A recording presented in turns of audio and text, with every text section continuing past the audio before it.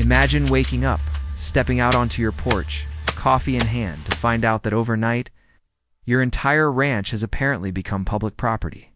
No fire, no theft, no natural disaster. Just a single sheet of paper from an HOA you've never joined, never paid, never even met. Suddenly, my 50-acre private ranch was community land. Open for picnics, hiking, dog walks, whatever the neighbors fancied.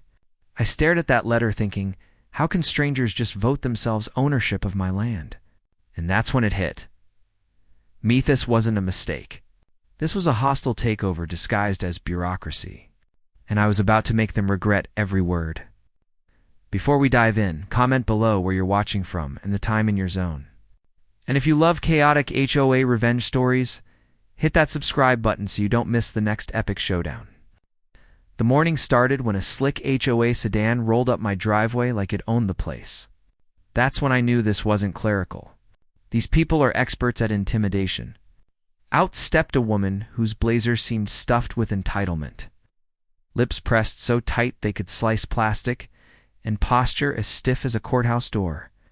I could smell the arrogance from 10 feet away. "Mr. Monroe," she announced, clipboard clutched like the Constitution. "I'm Margaret Dawson, president of the Willow Creek HOA. We sent you a letter regarding the community land designation." She said the designation like she was unveiling a new mall, not hijacking someone's property. I crossed my arms and stayed silent. Margaret wasn't used to being ignored. Her patience flickered. "We'd like to discuss next steps," she said with a patronizing smile. "Next steps?" I raised an eyebrow. "Yes," she said slowly. "Your land is now incorporated into HOA jurisdiction due to historical community use. We'll need you to remove any signage or barriers." I couldn't help it, I laughed. Not a polite chuckle, a sharp, incredulous laugh. She repeated sweetly, "It's all completely legal. Residents have long enjoyed recreational use, historical use." I echoed, incredulous. "Lady, the only historical thing happening here is livestock and hard work. Nobody hikes here." A tall, nervous man piped up.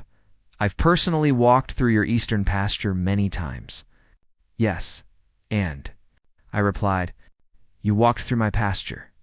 "That's trespassing," Margaret interjected with a fake laugh. "Once incorporated, residents may use the land responsibly. It fosters unity." I stepped closer, not threatening, just close enough to make her look up. "You mean you voted among yourselves and decided to steal my land?" Her lips pinched. "The community has decided your ranch is part of our jurisdiction. Time to cooperate." The transition, like my property, had suddenly switched cable providers. Before I could respond, a silver SUV pulled up. Doors flew open, and a family of 4 and a golden retriever spilled onto my driveway, waving cheerfully at Margaret as if this were a theme park. "What the hell?" I muttered. The dad tossed a frisbee to his son. "We heard the HOA opened the ranch. Figured we'd check it out." Check it out. My private land. I marched toward them, fury boiling. "Get off my property." The dad blinked like I was the intruder. "We're using the community space." "It's not community space," I growled. "Get off my land." Margaret stepped in, hand on my shoulder like she owned the world. "Jack," she cooed, "this is exactly what we were talking about. Community members enjoying space together." Their space. Their space.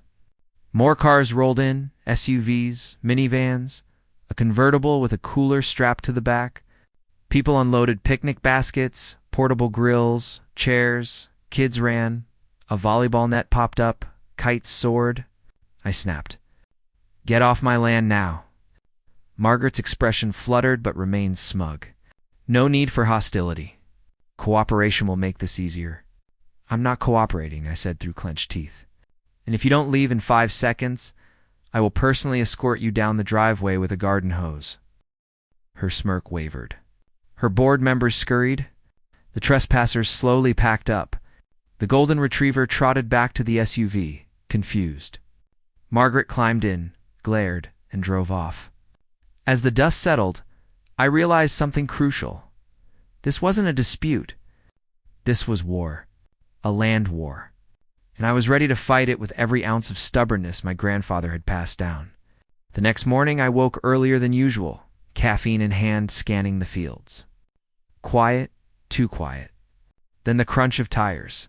A bright blue minivan rolled in. Children spilled out like popcorn. Mom followed. Sunglasses oversized, leash in hand, iced coffee swinging. "Hi, the HOA said this ranch is open for playgroups?" "No playgroups. Not now. Not ever. This ranch is not community property," I said firmly. "It is mine." Her smile faltered. The chaos wasn't over, but I was ready. "The community does, and we will continue forward with our integration plan, whether you approve or not." Integration plan. Like my ranch was being annexed by a foreign government. "So let me get this straight," I said slowly. "You think you can just declare my land part of your HOA?" "We already have," she replied smugly. "And you think I'm going to sit back and let strangers wander through my ranch like it's a petting zoo?" "Yes," she said. Simple, blunt, chilling. And that was it. The moment everything snapped into place. The moment my rage hardened, sharper, colder, focused, I stepped closer, lowering my voice. "Margaret, listen carefully. This land is mine, not yours. Not the HOA's. Mine.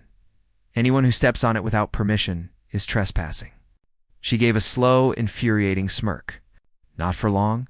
Then she turned and walked toward her Lexus, leaving behind twin tire tracks made entirely of arrogance. I watched her go, fists clenched, adrenaline surging. Something had to be done. No more warnings. No more polite explanations. They wanted to behave like this ranch belonged to them? Fine. I'd show them what happens when someone tries to take what's mine. In the next move I planned, well, let's just say it was going to change this neighborhood forever. The second Margaret's Lexus rolled out of sight, I stormed inside, grabbed my phone like it was a loaded weapon. If she wanted a war, I'd give her one. And I knew exactly who to call. Curtis Mikra. Curtis wasn't just a lawyer. He was a legend. The kind of attorney IOAs whispered about during board meetings whenever someone said overreach or lawsuit. He was the boogeyman of power-hungry neighborhood tyrants. And lucky for me, he was a friend. He answered on the first ring. "Jack," he said, sounding bored, like he was expecting this call. "Tell me what flavor of stupidity they served you this time. You're claiming my entire ranch is community property." Curtis didn't respond for 3 whole seconds. Then he let out a low whistle. Damn, they really spun the wheel and landed on grand theft acreage. "Oh, it gets better," I said, pacing. "They've been telling the whole neighborhood my ranch is a public recreation zone. I've had minivans, yoga groups, drone kids, a barbecue guy, hell. Margaret practically held a meet and greet on my porch." Curtis burst out laughing. "Your ranch? A public park? God, I wish I'd seen your face. This isn't funny." "You're right," he said. "It's hilarious. And also illegal. Very illegal." I stopped pacing. "So what do I do?" His tones snapped from amused to razor sharp. "You fight back hard. But not sloppy. Smart." Silence hung for a beat. "Jack," he said slowly, "if they want to use your land, make that impossible. You need deterrence. Fences, cameras, signs, everything legal. Everything documented. I already have fences. Then electrify them." Blinked. Electrify them? Low voltage. Non-lethal. Totally legal in your county? Just enough juice to make trespassers reconsider every decision that brought them to your fence.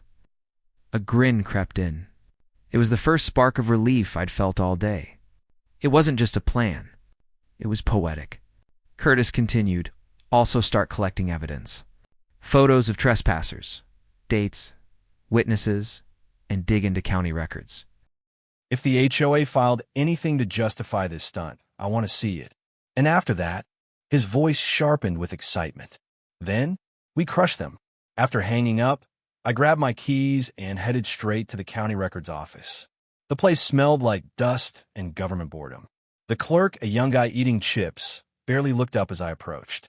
"I need all property jurisdiction records for Parcel 51B," I said, He sighed like I had ruined his whole day, then typed slowly, painfully slowly, before disappearing into the back.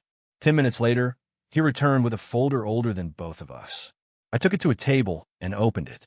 Every deed, every boundary, every zoning update, every signature from my grandfather to me, all proving my land had never, ever been part of any HOA. But then I found it. Something fresh. Something wrong. A form filed 3 weeks ago. Annexation request for community integration. Submitted by Margaret Dawson. My jaw tightened. She had filed it herself. No owner signature. No legal authority. Just her name and a list of fake historical community uses, hiking, bird watching, nature groups, all lies. She hadn't bent the rules. She'd shredded them and built new ones out of fiction. But her fraud gave me exactly what I needed, a weapon. I photographed every page, then drove straight to the HOA office. The building looked like it was trying too hard. Fake columns, plastic plants, lemon cleaner, and desperation. Inside, Margaret was behind her desk, flipping papers like she was running the United Nations. She didn't look up. "Jack," she said sweetly, "if you're here to discuss compliance, you'll want form." I slammed the folder onto her desk. Her pen jumped. She finally looked up, irritated. "Excuse you." "Open it," I said. She huffed but opened it. Her face drained the instant she saw the documents, the deeds, the fraudulent annexation form, the trespass evidence, every lie. She'd crafted staring back at her. What is this?" she whispered. "This," I said calmly, "is legal proof my land was never part of your HOA. This is proof you faked an annexation. And this," I tapped the last page, "is the bill you owe me." "Bill," she choked out. "Yes. If you claim my ranch has been under HOA jurisdiction for 20 years, then you owe me 20 years of unpaid HOA dues. The total is $212,000. She stared, mouth open. A board member behind her nearly dropped his coffee. This is absurd." "No," I said. "What's absurd is thinking you could steal 50 acres with a clipboard and a fantasy map." Her hand shook. "The board will never agree to this." "Then I suggest," I said, "you find a way to make them." I grabbed my folder and walked out, feeling something shift inside me. Not just anger, control.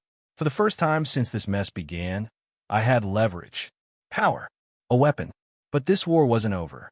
That evening, I sat on my porch as the sun dipped low, painting the fields gold. My land.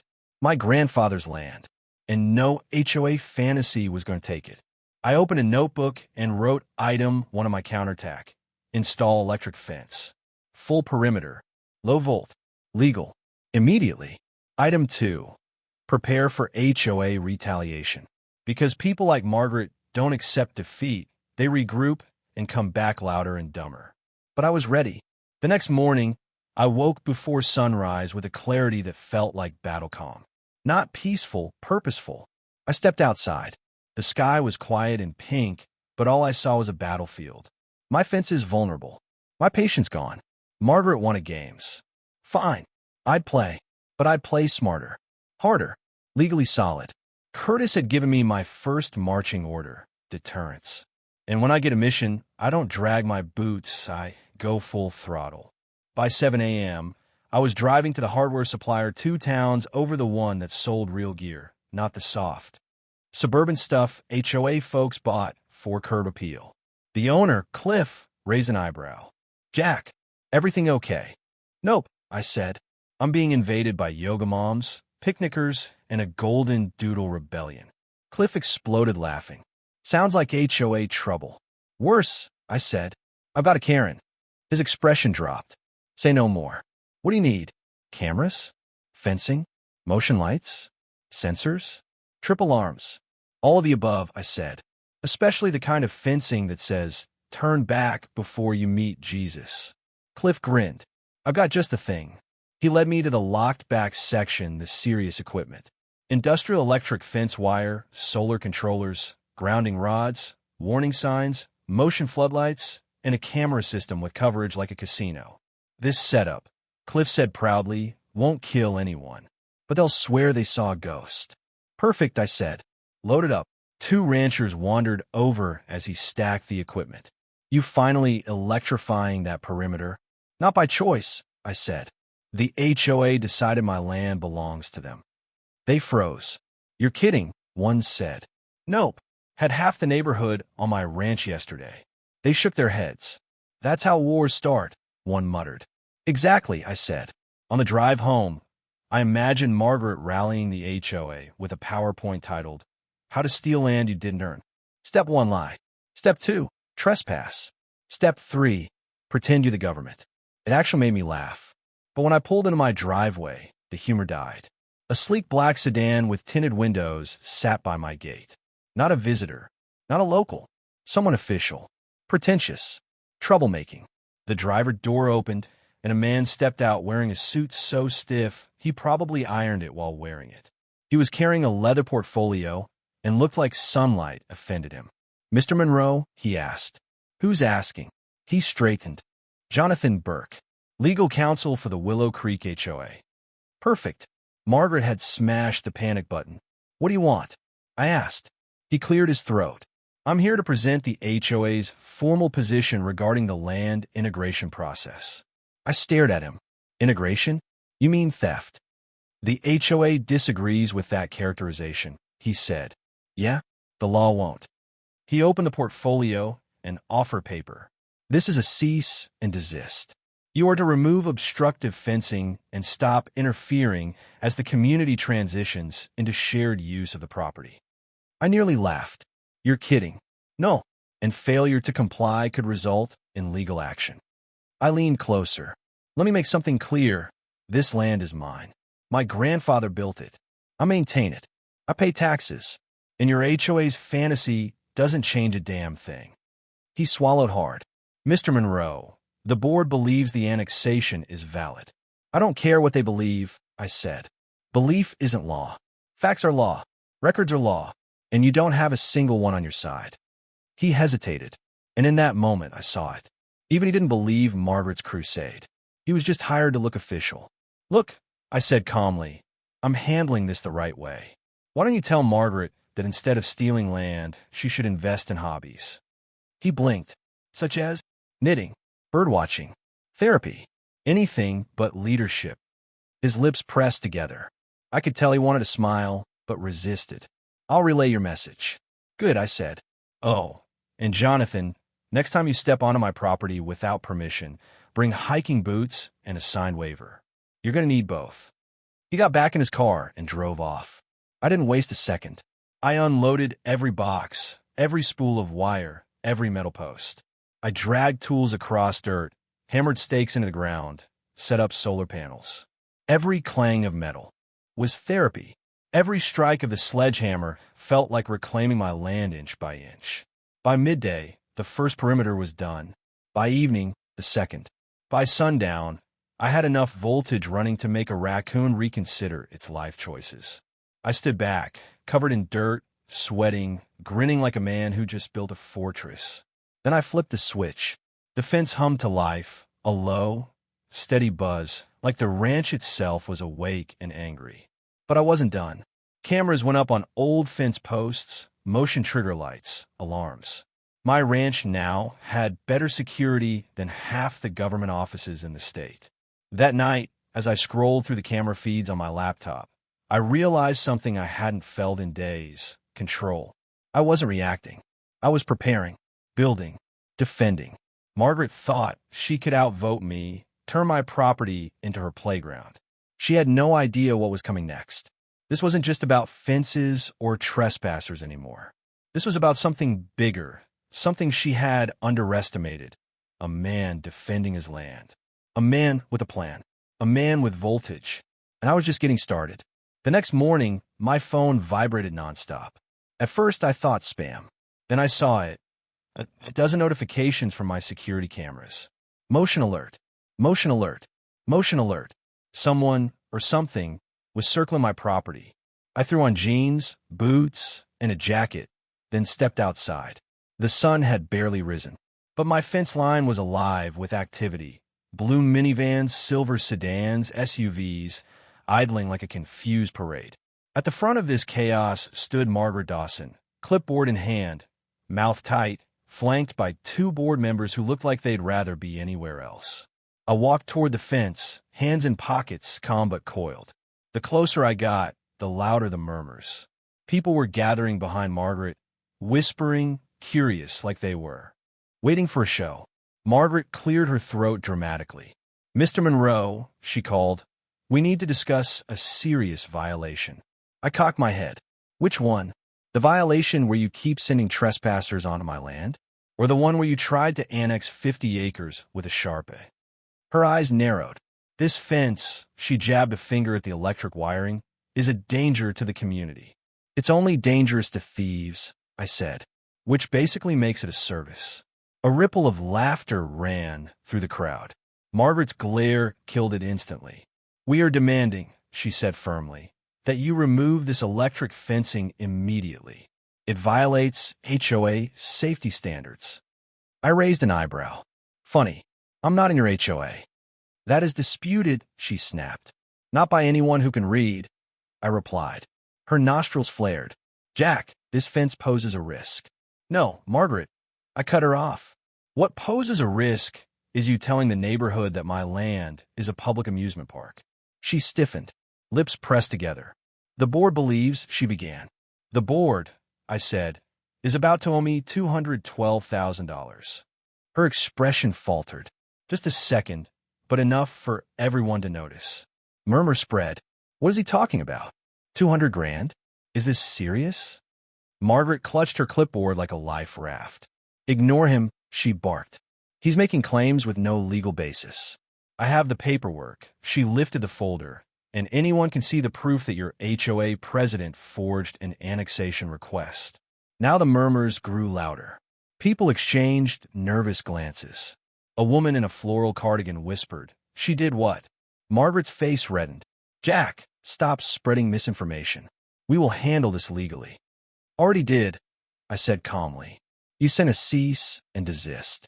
My lawyer sent a counterclaim demanding full back dues, insurance, maintenance costs, and taxes. If you want this land, you pay for every inch of it." One board member swallowed hard. "Margaret, did you know about this?" "Of course I knew," she said, voice shaking. "I acted in the community's best interest. That was a mistake. A catastrophic one." The crowd erupted. "You lied. You said the annexation was approved. My HOA bill is already too high." One man stepped forward, red-faced. "I'm not paying extra because you decided to play land Baron Margaret." She tried to speak, but the noise drowned her out. I stood there, arms crossed, watching the chaos unfold, the kind of satisfaction that only comes when someone faces the consequences of their own stupidity. Finally, Margaret raised her voice as loud as she could. "This isn't over." "It already is," I said quietly. She scowled, spun on her heel, and stormed off, leaving her trembling board members to deal with the angry, bewildered crowd. I almost felt bad. Almost. Once the commotion faded, I called Curtis. He answered, surprisingly chipper. "Well," he asked, "how many people got zapped?" "No one important," I said. But Margaret tried to rally the neighborhood. Backfired spectacularly. "Oh," Curtis chuckled. "The coup is weakening." "I like it." "Phase 2, I asked slowly. "Yes," he said, voice sharp. "The legal chokehold. Make them understand their operation collapses if they keep claiming land they don't own. Meaning, financial pressure. If they want your land, they pay. If they want authority, they assume liability. Trespass, they pay damages." A smile tugged at my lips. If they refused to pay, they admitted they never had authority in the first place. Damn, I love Curtis. The rest of the day, I documented everything. Photos, timestamps, trespass logs, evidence so airtight even a judge who hated ranchers couldn't ignore it. By late afternoon, I went into town for supplies. People whispered. Curiosity. Sympathy. The HOA story had traveled. Fussed. Mrs. Green, from 2 roads over, approached. "Jack, I heard what the HOA did. I'm so sorry." I sighed. "Not your fault. I never trusted Margaret," she admitted. Understatement. A younger man in a ball cap asked, "Is it true? Did she try to claim your ranch?" "Yes." He shook his head. "Damn, that woman is out of her mind. If you need help, fences, tools, anything, just call me." I thanked him. Good to know not everyone in the neighborhood had lost their minds. Outside, 3 men in suits by a black SUV caught my eye. Not locals. Too polished, too alert. Watching me. I snapped a photo from the hip, walked to my truck, and they slid silently into the SUV, following me. I didn't go home. I drove through the orchard, looped to the highway. They sped past, confused. Good. Not great tailing skills, but their presence rattled me. If Margaret brought outside help, lawyers, investigators, she was desperate. This wasn't just property. This was control, ego, power. And she couldn't handle losing. I returned home. The fence hummed. Cameras blinked. My fortress stood. A silent vow formed. If Margaret escalated, she hadn't seen anything yet. By the next weekend, I was a hawk on camera duty. Every rustle, car, cyclist, every pulse of voltage, adrenaline. Prepared. Not paranoid. Because with Margaret, it wasn't if she escalated, it was when. And that, when came on a bright Saturday morning, exactly 10:13 a.m. I was loading feed into my truck when honks echoed down the driveway. 1 car, 2, 5, a convoy. SUVs, minivans, sedans, pickups. Dozens of them rolling like the world's saddest HOA parade. Music blasting. Kids hanging out windows. Folding chairs, coolers. I froze. You got to be kidding me. Then I saw her, Margaret Dawson, standing proud in a white Lexus, sun hat the size of a satellite dish, clutching a megaphone like a general leading an army. She stepped out. Pastel pink cardigan, pink slacks, Easter brunch meets war zone. I walked toward the fence, careful not to show how close I was to snapping. Margaret raised her clipboard like a holy relic. Attention community members. Half the crowd clapped politely. Others looked around, wondering where to set up blankets. My fellow residents, she shouted, this is a historic moment. Today marks the first official Willow Creek community picnic on our newly acquired community land. Cheers erupted. I felt a vein throbbing somewhere in my forehead. I stepped up to the fence. Margaret ignored me completely. This land belongs to all of us, she declared, pointing at my ranch like Moses pointing to the promised land. I wasn't religious, but I started praying for patience. People unloaded grills, speakers, volleyball nets, kiddie pools, coolers, hammocks. Everything you bring to a park. Except this wasn't a park. This was my ranch, my land, my responsibility. And then it happened. The moment I both expected and dreaded. Someone ran into the fence. A jogger, headphones in, shorts too tight, expensive shoes, doing a warm-up along the perimeter. Without looking, he cut the corner too close. Snap! He hit the electric wire shoulder first. Not lethal, just enough to make him question every life choice that led him here. He screamed like someone dumped ice water down his spine, leapt 3 feet back, tripped over his own legs, and crashed into a picnic basket. Screams erupted. Gasps. A woman dropped a bowl of potato salad, shrieking like I'd electrocuted her child. Margaret froze mid-sentence, the megaphone squealing. I swear, I try not to smile, but one corner of my mouth twitched. Cartoonish, unstoppable. The jogger scrambled upright, hair sticking straight out like a Looney Tunes character. What was that? He stammered. I leaned casually against a fence. That, my friend, is a legally installed, county-approved, non-lethal electric deterrent. Warning signs every 20 feet. He gaped. You electrocuted me. He corrected. You electrocuted yourself by touching a fence that belongs to someone else. A group of kids chasing a soccer ball reached the fence. The ball bounced toward it. Zap! It sparked, shot backward like a missile. Screams. Parents shouting. Dogs barking. Margaret's carefully curated HOA image crumbling like a stale cookie. This isn't over, she hissed quietly. Oh, I said with a grin. It's just beginning. She stormed away, but not before tripping on a cooler. The megaphone honked loudly, sending everyone scrambling again. The picnic dissolved faster than a fire drill. Cars revved, kids cried. Grills were dragged half-assembled toward trunks. 10 minutes later, the driveway was empty, save for tire marks, a broken sandal, 2 juice boxes, and 1 mangled kite. I exhaled. Justice.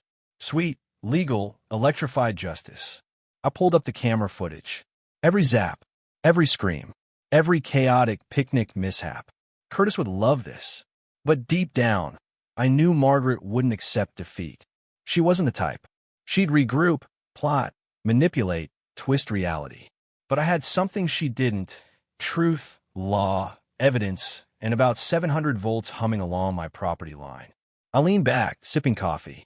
Wars were my specialty, and I could win. Monday morning arrived with an eerie quiet. Not peaceful. Wrong. Something was waiting to pounce. I heard it. The rumble of an engine. Not a minivan. Not a jogger. A white sedan with plates meant to look official. Two men in stiff suits emerged, perfectly parted hair, faces devoid of humor. One flashed a badge, too fast to read. Mr. Monroe, the first said, "We're here on behalf of the Willow Creek HOA." I crossed my arms. You know, flashing fake badges is a crime, right? His jaw twitched. These are HOA identification badges. Cosplay badges, I corrected. Clearing his throat aggressively, he said, "We're investigating multiple complaints filed over the weekend regarding hazardous property modifications." "You mean my legal electric fence?" "Yes," he said. "Several residents reported it as harmful." I raised an eyebrow. I didn't harm anyone. They did by trespassing. Case closed. He ignored me. "We need to inspect the property to verify compliance with community standards." "No," I said firmly. "As representatives of the HOA, you're on private land. Unless you've got a warrant or a plate of fresh cookies, you can turn around." The second man stepped forward, tablet in hand. "Sir, refusing an HOA compliance inspection may result in escalation." I leaned in. You know what else escalates things? Trespassing. They looked at each other. Power, fake power, expected obedience. Not prepared for someone saying no. "Gentlemen," I said, "I'll make it easy. That fence? Humming with electricity. Touch it. Survive. Inspect anything you want." They both stepped back, synchronized, stiff as boardroom chairs. "No further questions," the first man said stiffly. "I'll report your attempted trespass," I replied. "Have a nice day." They retreated faster than deer during hunting season. But I knew they were outsiders. Margaret was escalating, not hiding it anymore. Back in the house, I pulled up the feeds. The men lingered, talking to homeowners like live-action soap opera extras. Then the email ping. County clerk notification. My stomach dropped. The HOA filed a formal complaint, not against me, against the county. 3 pages of dramatic gibberish claiming the county failed to enforce community integration standards by refusing HOA jurisdiction over my ranch.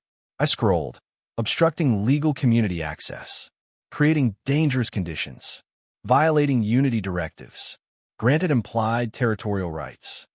Implied territorial rights? Or were they the British Empire? I called Curtis immediately. "Let me guess. HOA declaration of war?" "You read it already," I said. "Oh yeah," he chuckled. My assistant read it and laughed. Said, "This reads like Margaret dictating while drinking boxed wine." "So what now?" I asked. "We fight harder." "Nuclear option time," he said. I straightened. "Nuclear option?" "Yes. Financial consequences so catastrophic. Homeowners revolt before Margaret can say jurisdiction." I grinned. Curtis detailed the plan.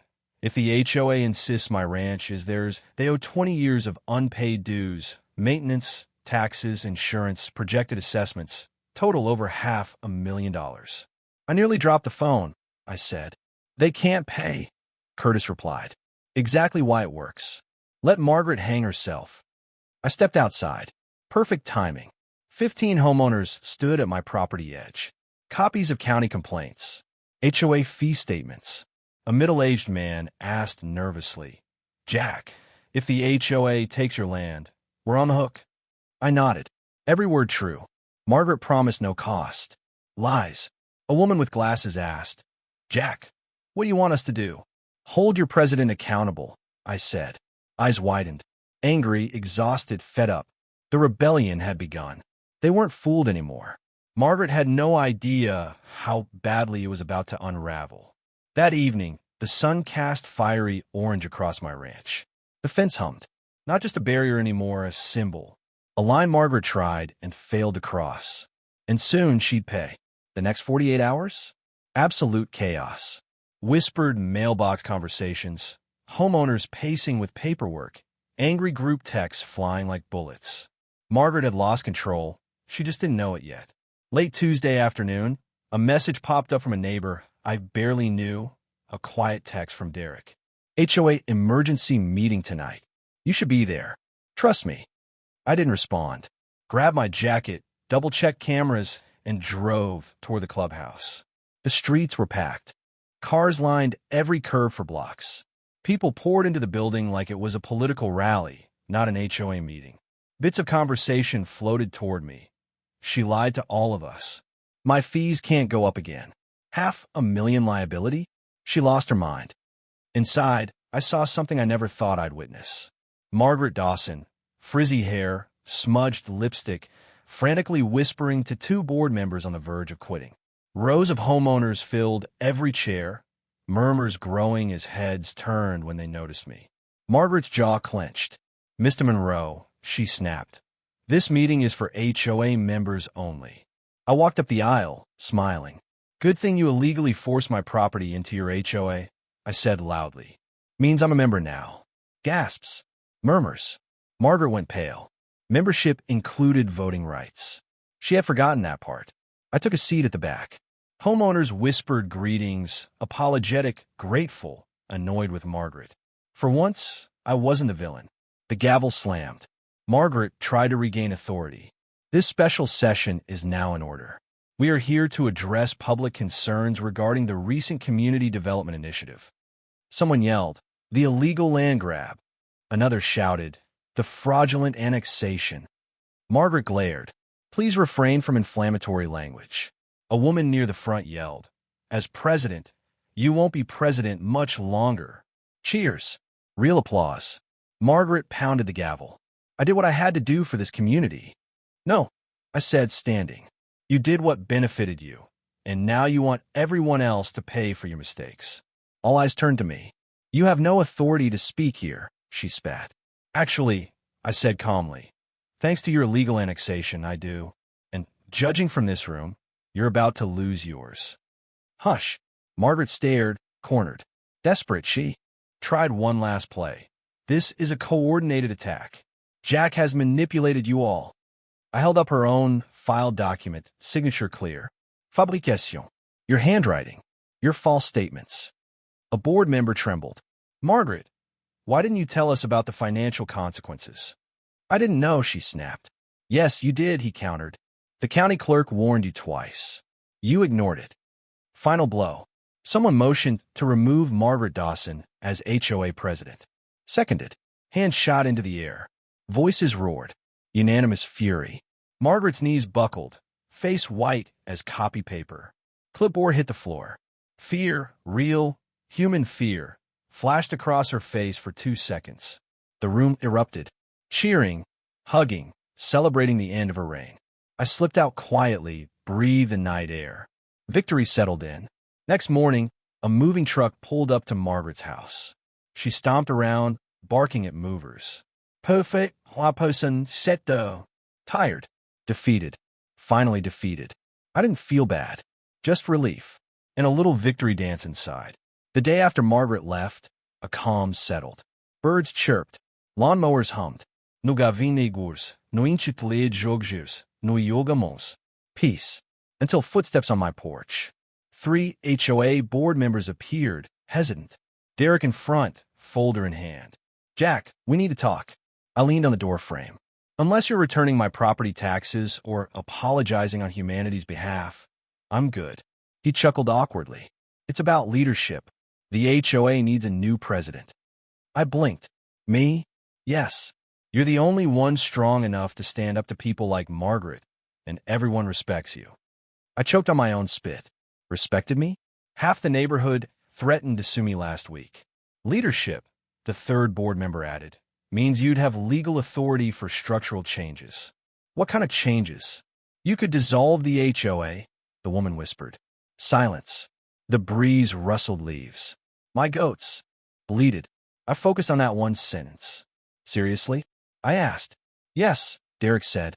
We're serious. Best thing for the neighborhood. I paced the porch. Me running the HOA? Hated it. But ending it? Forever? Tempting.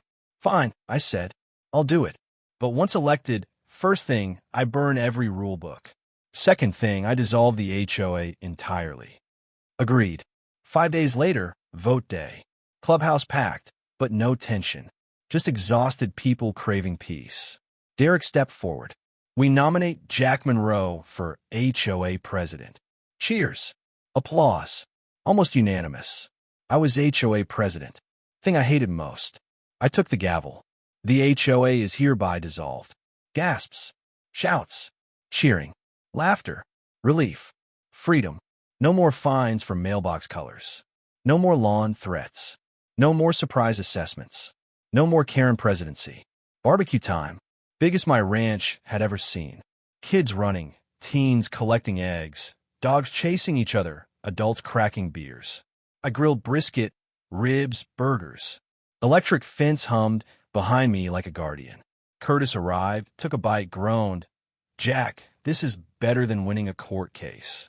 I laughed. Coming from you, that means something. Neighborhood liberated. Peace restored. Ranch, property, freedom, all safe. Night fell. Stars settled. I realized how close I'd come to losing everything. Not to thieves, not disasters, but paperwork, entitlement, unchecked power. Sometimes the battles we fight aren't physical.